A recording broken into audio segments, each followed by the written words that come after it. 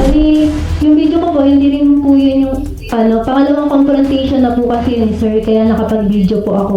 Yung una po talaga niyang paglapit kay Kuya Driver ng bus, medyo po kasi nagsisigawan na po sila. No? Yung bang driver ng PNP poster ay nandito sa harapan natin ngayon? Opo sir, nandito po. Anong ginawa nung taong yon nung nabangga yung poster, nung nabangga yung bus ng poster? Bumaba po siya.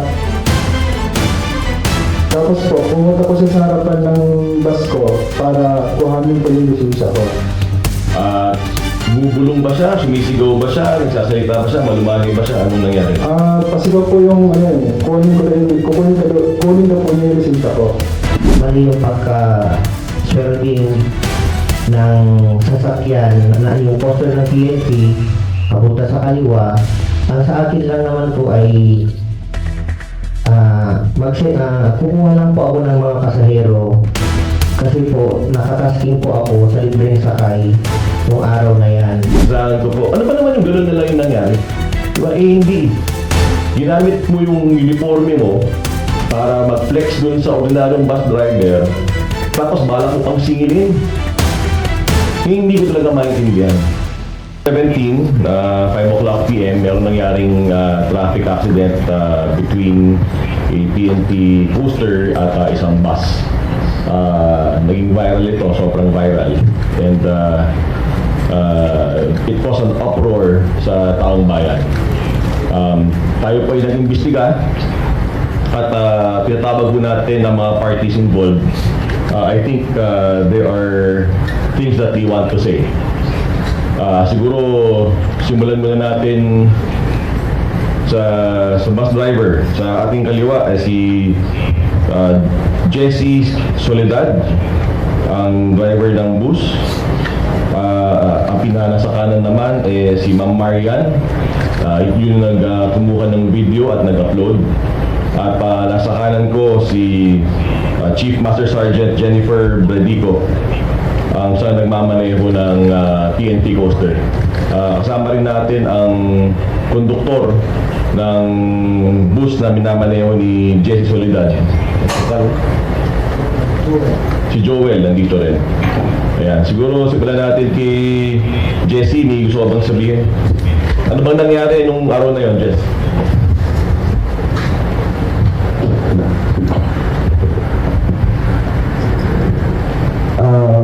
Pababa po ako ng flyover ng Santulan, Santulan.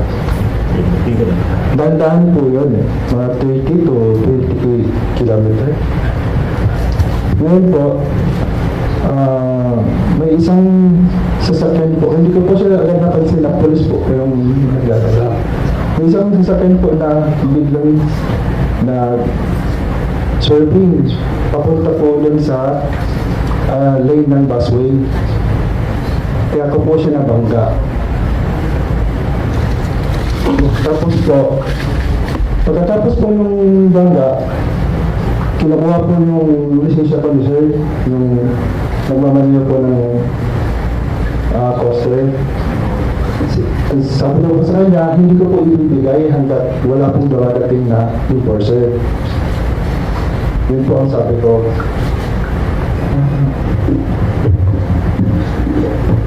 O tapos? Pinipilit po ng kunin pa rin po. Kaya po si Ma'am Mayani po, ay hindi ko pa siya alam na naglabas po siya ng cellphone at nag-video po. So, ang bumangga sa'yo ay isang PNP poster, tama ba? Opo, PNP poster po. Yung bang driver ng PNP poster ay nandito sa harapan natin ngayon? Opo sir, nandito po. Anong ginawa nung taong yon nung nabangga yung poster, nung nabangga yung bus ng poster? Bumaba po siya.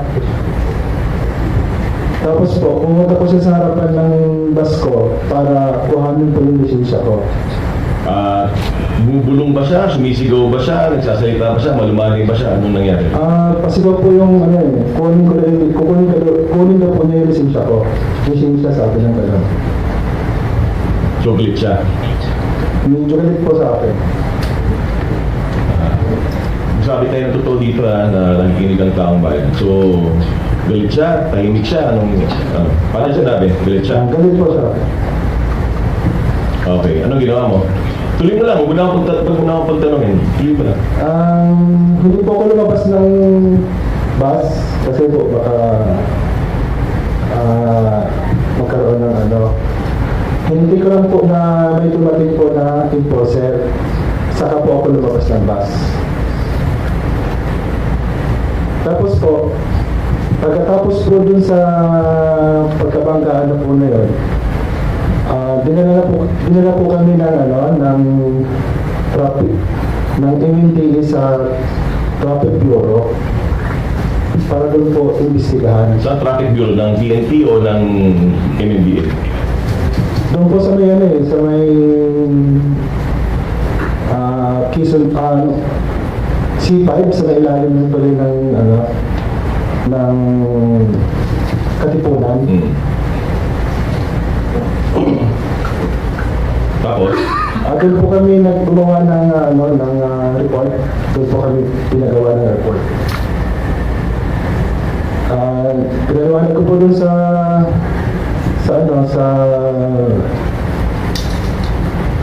Preston at nagawa po kami ng salaysay. Tapos po, parang lumalabas po na ako po yung may kasalanan.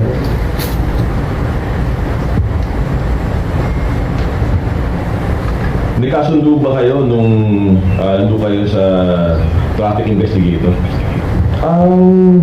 Hindi po kami nagkasundo na ang gusto ko kasi nilang mangyari. Sino nila? Sino nila? Si Sir.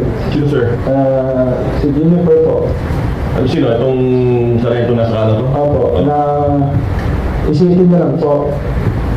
Ang sabi ko po, hindi ko po makapag-decide. Kasi po, yung bus po, hindi po sa akin. Nagbabayad ka ba niya nung Sergeant Predico? Sabi ko po sa kanya, yung bus po nga, pinapacharge po sa akin yung basag ng windshield. Ang sabi niya sa akin, pati yung binangga mo, isama mo din. Sabi niya gano'n. So parang pinapalabas niya, babayaran ko po yun kasi pinapaisipin daw po nila yung cost sa kasa. Yun po sabi sa akin. Sabi ko, tingnan nga po natin yung CCTV camera ng MMDA. Kung sino po talaga ang may mali. Yun po ang sabi ko sa kanya. Para malinaw, pinapabayaran sa'yo ni Sergeant Predico yung damage dun sa coaster na di umano'y kasalanan mo. Tama? Opo. Sige. Marian, yung gusto mo sabihin? Hello po. Bali po yung sa video ko, hindi ko naman po siya inaasahan talaga na magbabiral kasi yung tinabi ko lang po talaga doon yung Quezon City sa yung PNP po. Since doon naman po nangyari yung incident. Bali, yung video ko po, hindi rin po yun yung pangalawang confrontation na po kasi ni Sir, kaya nakapag-video po ako. Yung una po talaga niyang paglapit kay Kuya Driver ng bus, medyo po kasi nagsisigawan na po sila noon. Tapos ang expected po kasi namin ng mga passenger noon, pag may mga ganun pong incident, dapat po may aakyat po ng bus para magsabi po sa amin kung ano po yung gagawin namin, kung lilipat po ba kami ng ibang bus or maglalakad na lang po kami dun sa malapit na station. So wala pong nangyaring ganon. Ang ginawa po ng mga nasa labas na yun po, yung sa incident, na picture-picture po, pero natagalan po sila doon, puro picture-picture lang po yung ginawa. So, bali nagmamadali na rin po kasi ng iba, kaya doon po sa video, may mga galit na rin po talagang passenger, lalo na po yung katabi ko kasi pauwi po siya ng province. Ayun po. So, yun po. Tapos kinukuha pa po ni Sir yung lisensya ng bus driver, kaya medyo, sabi po namin mga passenger, medyo mali po yun. Kaya, ayun po. Yun po, sir. Oo. Chief Master Sergeant Jennifer Tamaris Predico, may gusto ko bang sabihin sa tambahan? Humihingi po ako, sir, ng taus-pusong pasensya po sa nagawa kong kamalian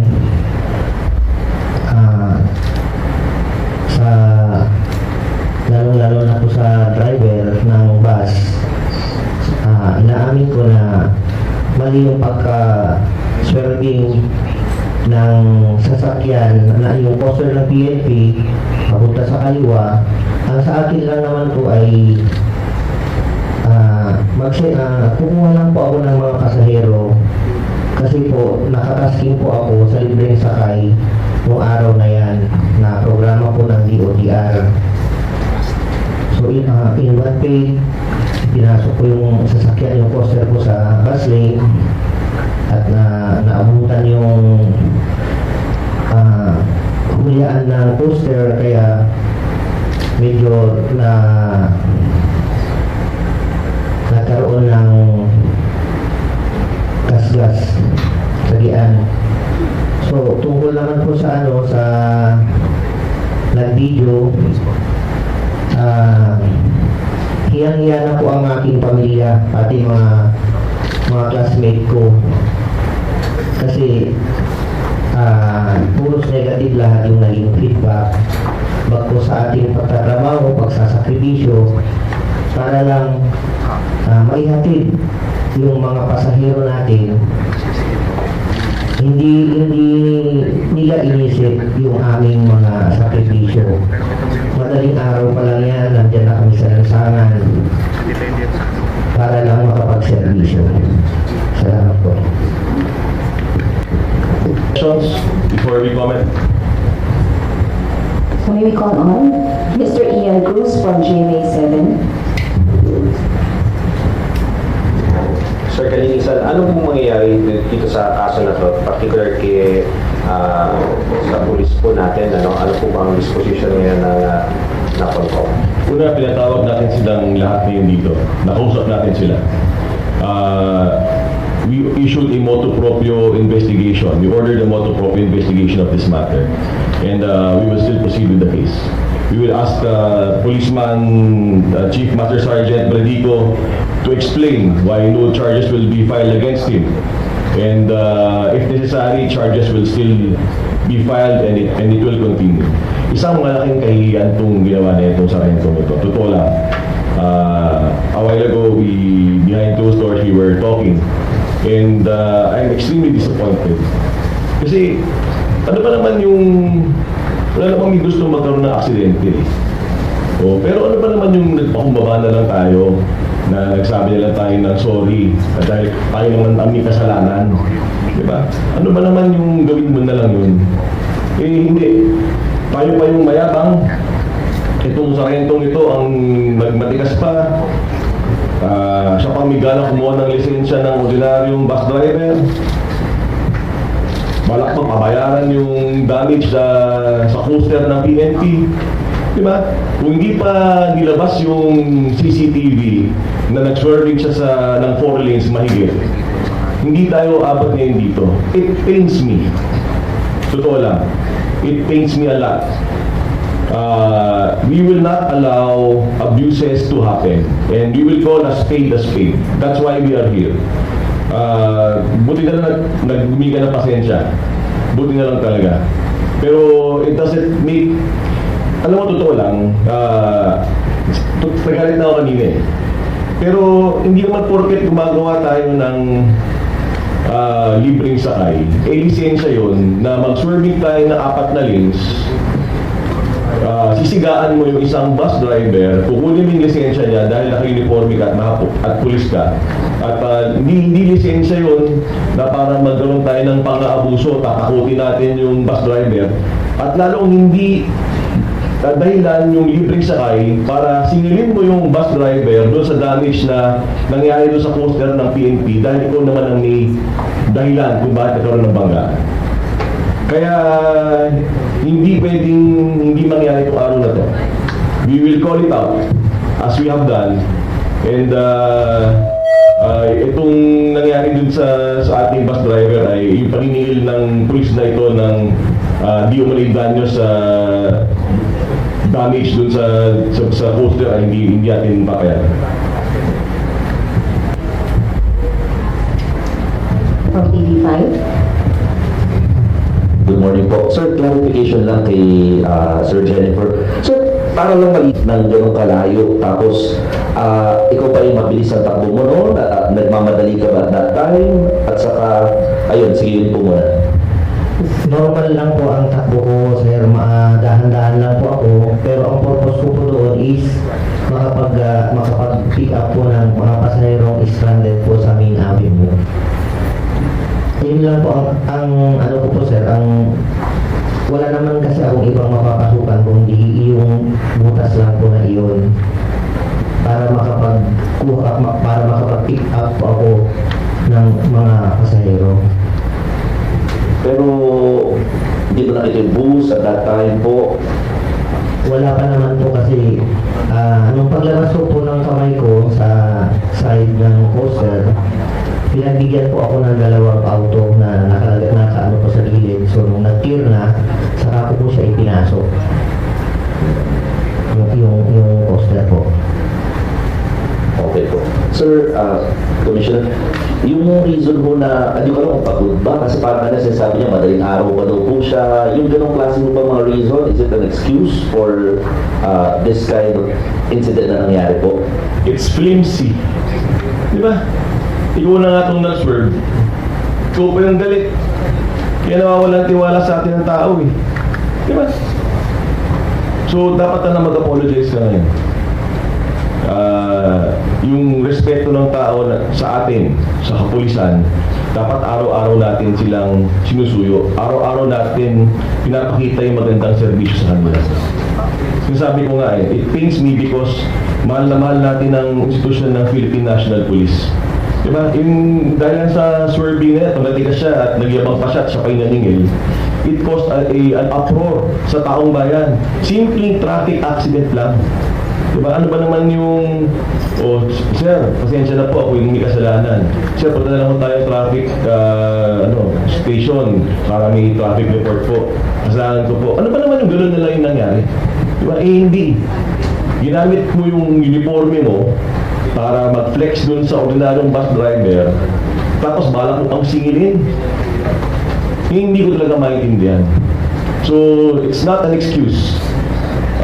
Yung libreng sakay na di umano sinasabi mo, hindi excuse para mag-swerve ka ng 4 lanes at para ma-absuelto ka dun sa aksidente na ikaw naman ang may sanhi.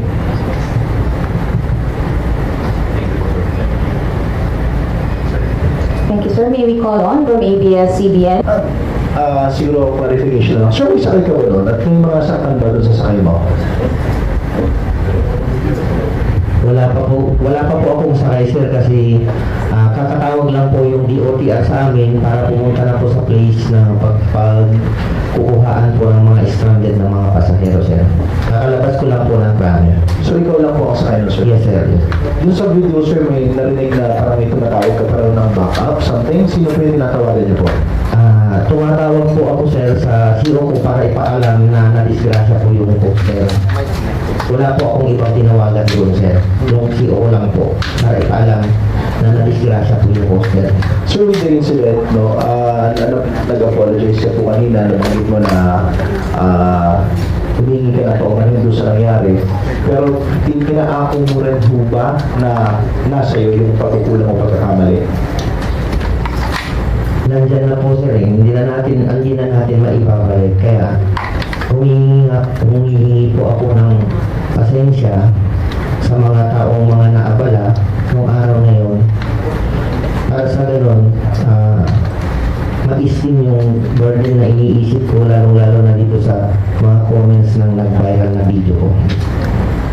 Okay po. Sir, dun sa insidente, ano po yung disposition ng, is there any recommendation ng NAPOLCOM regarding dito sa libreng sakay? Ano pong magiging status ito ngayon? Hindi, tama yung libreng sakay. We salute the initiatives of the PNP. We salute the initiative of the Chief PNP.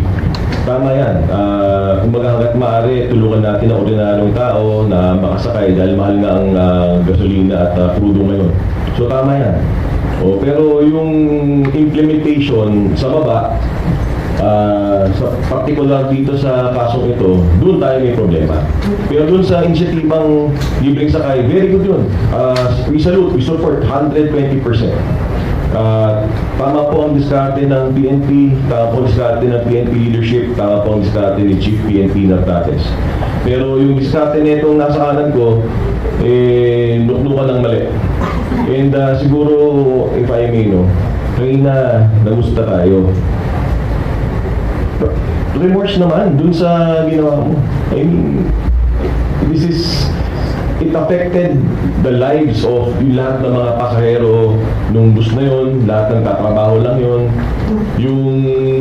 Itong bus driver na nakaratel, itong testigo na di alam kung magkikestigo o hindi dahil pulis yung nasa kabilang partido, at yung taong bayan na nanonood. Dapat ma-realize mo naman na mali. Hindi lang tayo nagsusorry na galing sa dapat ma-realize natin na mali itong nangyaring ito. This is wrong. You're telling everyone that this is wrong. Thank you po. Last na lang po from my end, kay Sir Jesse naman. Sir, tinatanggap po ba yung paghingi ng paumanhin ni Sergeant Brodigo? Sir, microphone, sorry.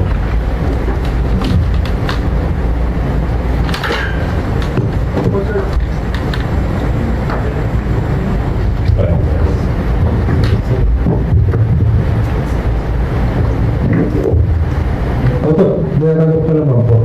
Ang sa akin lang po, yung damage po ng bus, siya po dapat lang yung magkakap. Saka, ayun po. Thank you po.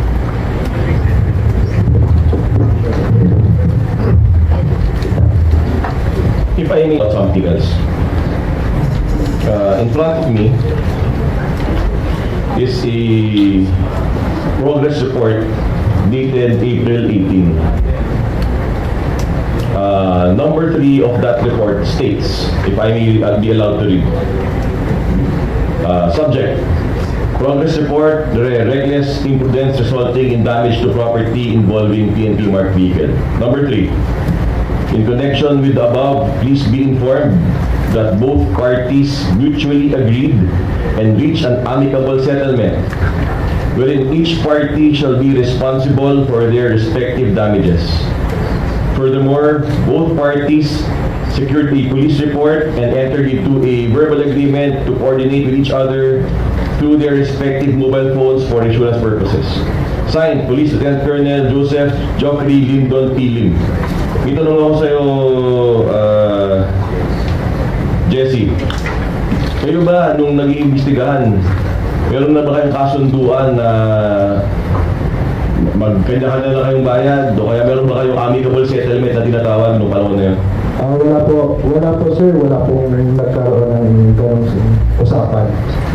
O bakit nakalagay sa report na to na may amicable settlement do kayo? Wala po talaga sir. Wala po yung ganyang usapan po. So sinasabi mo itong report na to ay mali? Mali po yan. I'm instructing the IMIS to issue a show cause order against Police Lieutenant Colonel Joseph Joffrey Lyndon P. Lim.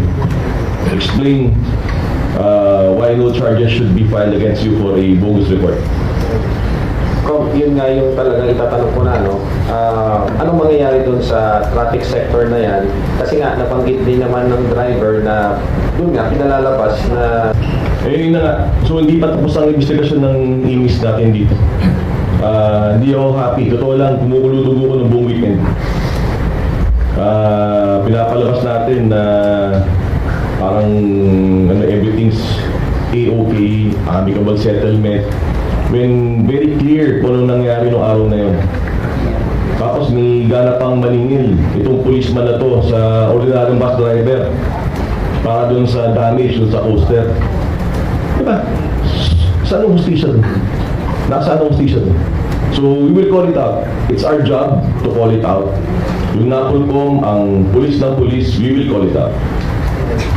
so aside dun sa commander, sir, pati yung investigator doon sa case, kasama rin po sa maimbestigahan. You will investigate. Pero yung mismong investigation happened noong April 17 without the benefit of other evidence, including CCTV. Pero April 18 na to, ibang araw na to eh. Yung report na tinutukoy ko, ibang araw. So, meaning, nakausap na, meron ng oras para magmuni-muni. At sabihin na natin is this correct? Is this a factual statement? Both parties mutually agreed and reached an amicable settlement.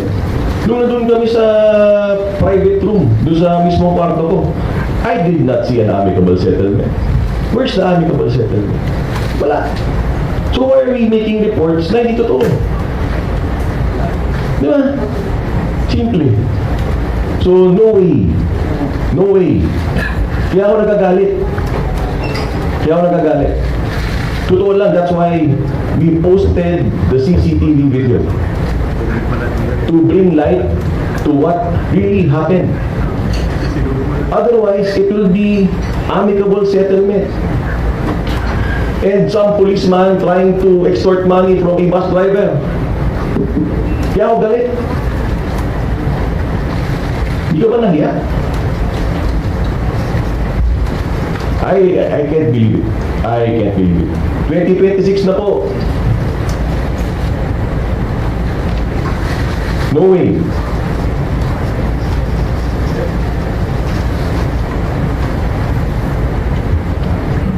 Sir, last na lang. Current status na lang po ni Master Sergeant. Kanya ng LSS.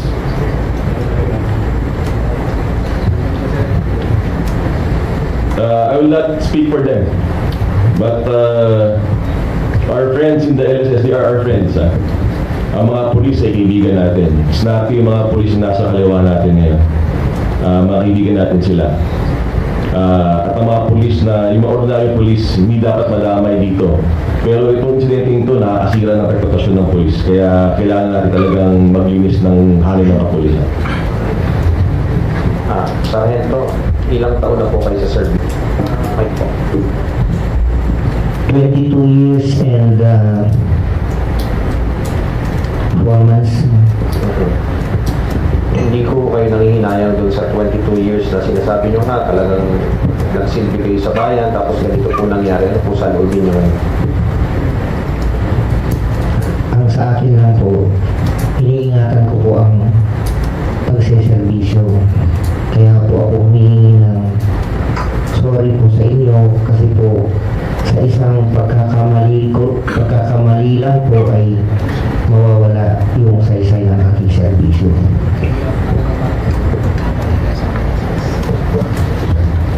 Thank you. Are there any more questions for Pilipinas? Commissioner, pakikituloy lang po, ano yung mga possible may admin case po ba na pwedeng lahat? For this guy, let the AMIS file the proper charges. But this is top of mind. At the very least, conduct unbecoming of a police officer, which is a grave offense. Sir, ang mensahe natin sa mga netizen, kasi parang una nag-viral siya sa social media kaya po kayo nakapag-comment. So, ang ano po ba nito, parang kapag may nakita ng pagkakamali kahit na pulis, huwag matakot sila mag-post. Parang ganun po. Huwag kayong matakot. Meron po tayong NAPOLCOM. Yung po ang check and balance na ating kapulisan. Nagtatrabaho po ang ating NAPOLCOM. Kahit po weekend, nagtatrabaho po ang ating NAPOLCOM. Meron pong pulis. Ang pulis ng pulis ay NAPOLCOM. Paulit-ulit po tayo dyan. So lapit lang po kayo pag meron pong panahon na nag-aabuso ang ating kapulisan. But let me be clear. We should trust our policemen. In the same breath, I'm telling you, we should trust our policemen. But this is not an example of who we should trust. This is an example of what should not be done. So, para klaro, ito ang hindi dapat gawin.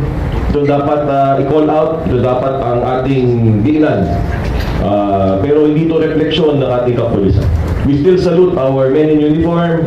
We still salute our PNP leadership. We still salute PNP Chief Natas. Yes, Mr. Juan Gualvez. May mga comment lang po sa social media. Kay bus driver lang po, sir. Wala bang pagkakataon na magpreno ka daw at that time kasi kung may pumasok dun sa lane mo.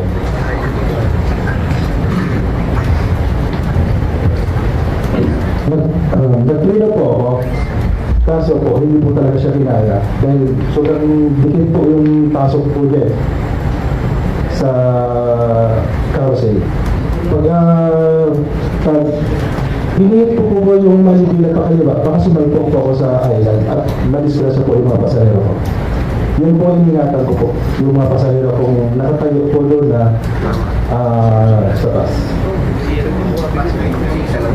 Thank you, sir. Are there any more questions?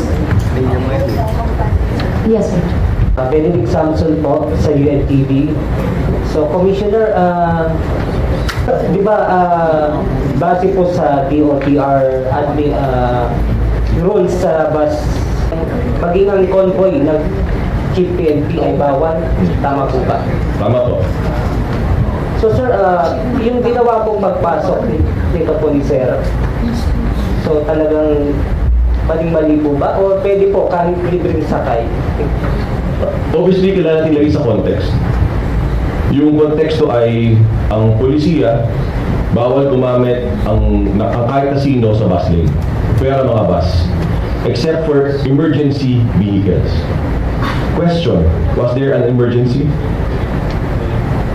Assuming na yung mga sasakay dun sa libreng sakay ay na dun sa bus lane, kailangan ba tayo mag-swerve?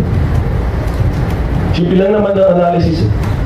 Kung yung bang butas na yon, yung pinasukan niya after Boeing Serrano Avenue, yun lang ba yung nag-iisang pwedeng pasukan ng PNP coaster? Pwede ba tayong magmaniobra sa ibang lugar sa EDSA para makapasok ka ng simple-simple sa next lane? Hindi yung 4 lanes ang ikakat mo. Mas pwede ba yon o talagang obligado ka? These are questions which the answers are very obvious. So, I will not be simplistic in saying na bawal, hindi pwede. Pero these are common sense questions with common sense answers. So, that's why to me, unacceptable itong incident nito. Unacceptable. And nagkamali na nga, nag-accident na nga, naulang may gusto. Sana nag-sorry na lang. Sana tinulungan na lang yung bus na na-aksidente, dinala sa stasyon para may proper report, covered naman ang insurance yan. Simple lang eh. We don't need to complicate things. We don't need to flex because we are in uniform. Simple. And we have a simple solution. The simple solution is the check and balance mechanism of government, which is NAPOLCO. That's why we are here. To give a signal to any cop who thinks he can get away with it, you cannot. And a message to the ordinary Filipino na kung meron kayong pangangailangan laban sa abusadong polis, pwede po kayo pumunta ng NAPOLCO. Thank you, sir. Are there any further questions? Okay, so at this point, if there are no further questions, Commissioner Rafael Vicente R. Calinisan for his closing statement, sir. Nothing left to say, but we have to win the hearts and minds of Filipinos every single day. Tayo mga nasa gobyerno, kahit ano pang trabaho natin, clerk man tayo, official man tayo na mataas, we need to win the hearts of the Filipinos every single day. Most especially our policemen. Ito ang mandato sa atin ng ating Pangulo, na dapat tayo ay magserbisyo ng tuwid at tapat. Yun din ang mando sa atin ng Pangulo, na maglinis ng hanay ng kapulisan. Yung integridad ng kapulisan ay dapat natin itatag. That's why we are here and we are doing our jobs, no matter how difficult it is. It is not popular to call out policemen. It is a difficult job. These guys have uniforms, badges, and guns. We don't have it. But ito talaga eh. Itong mando, itong mandato ng National Police Commission. We will do it and we will do it well. So, sa lahat po ng taong gobyerno na nakikinig, let us continue to inspire everyone, all Filipinos through our jobs. To all our policemen, gumawa po tayo, mag-serve and protect po tayo araw-araw para makuha po natin ang loob ng taong bayan. And to our Filipinos, the NAPOLCO is here, pwede po kayo pumunta dito, pwede po kayo lumapit sa amin sa insidenteng pang-abuso na kahit na sino police. We trust our policemen. We salute our policemen. However, we will put a stop to acts of abuse of policemen.